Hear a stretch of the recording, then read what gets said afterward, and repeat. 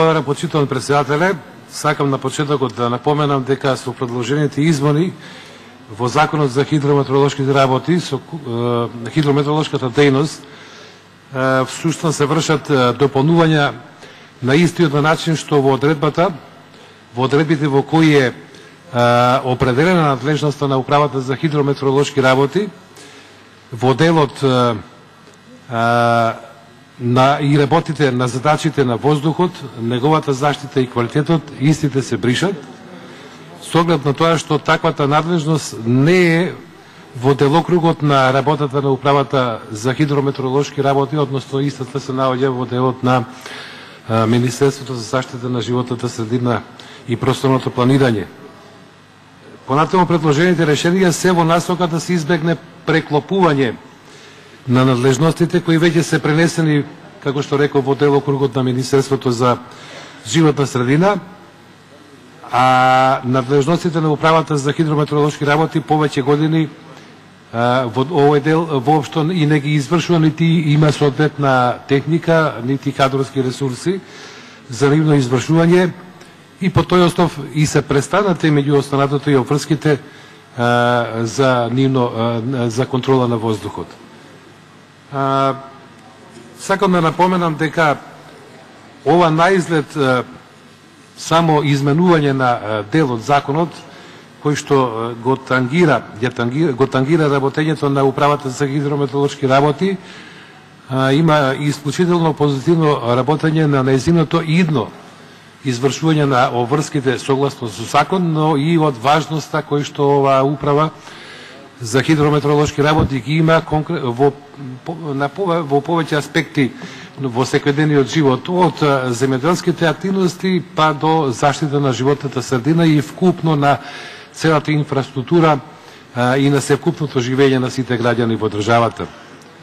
Покрај теконите активности за испитување и мерење на нивото на водите на речите, водотеци и на природните езера, односно акумулации, што е особено битно, а сведоци сме во изминатиот период колку голема важност имаат податоците кои што Управата за хидрометеоролошки работи во овој дел ги доставуваат до сите надлежни институции, со кои што после тоа пак се превземаат соодветни чекори во справувањето со одредени временски непогоди.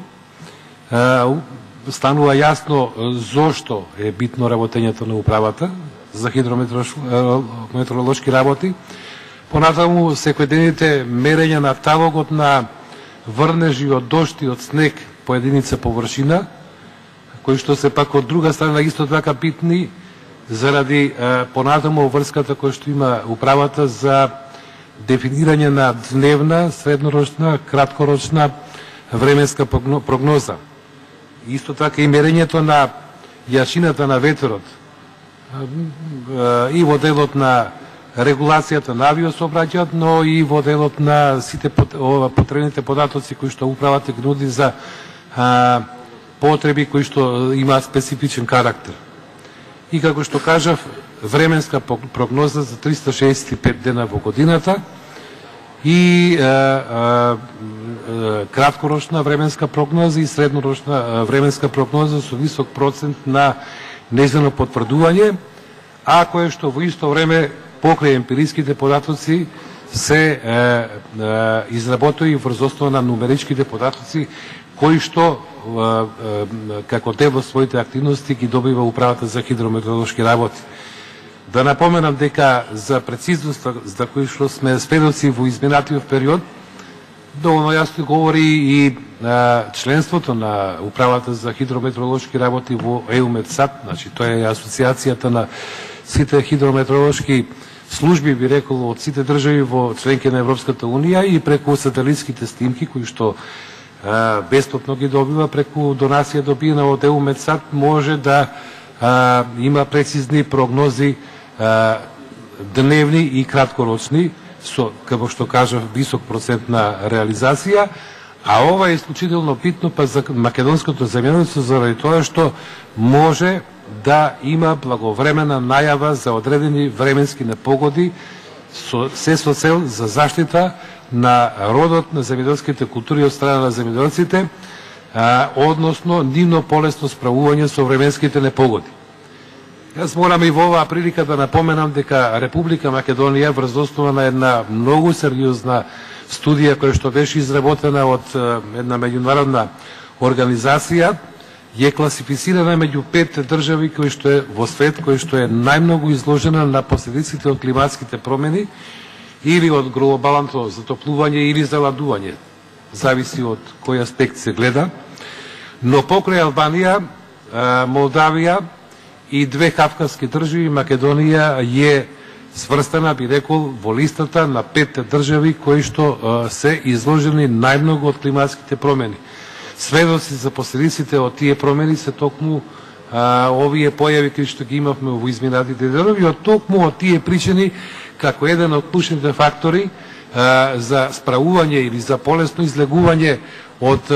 последиците на временските непогоди има токму управата за хидрометеоролошки работи, заради тоа што таа треба да биде таа која што ќе ги донесува информациите, ќе ги доставува до надлежните институции, но и до сите граѓани за предупредување од такви случувања. Истовремено,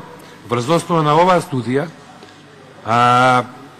токму управата за хидрометеоролошки работи е факторот кој што треба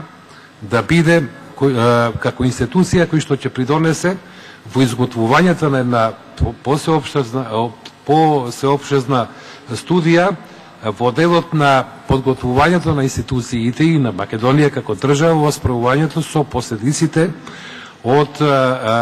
овие временски непогоди. Околу изградбата на посебни бетонски зидови на ударните точки каде што се претпоставува дека водениот талас на поголемите речни токови ќе биде ударен, односно таму кај што треба да се амортизира се со цел да не се уништи не само земјоделската површина и земјоделските култури, туку и инфраструктурата во која што се вложуваат толку средства, а во исто време и благовремено да бидат подготвени сите граѓани кои што живеат во едни критични реони, а пред се тоа станува збор за Пелагонискиот, за Козијашкиот и за Поврдарскиот со дел од Струмичкиот, кои што се дефинирани како региони каде што најголема е изложеноста на тие климатски промени. Може би малку сум поопсежен во дискусијата, меѓутоа на овој начин сакам да ја доловам важноста на управата за хидрометеоролошки работи и важноста на измената со која што се би рекол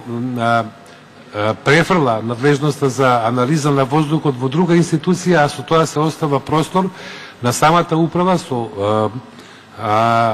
техничките можности кои што ги има, за жал тие не се доволни, и со кадровските ресурси кои што ги има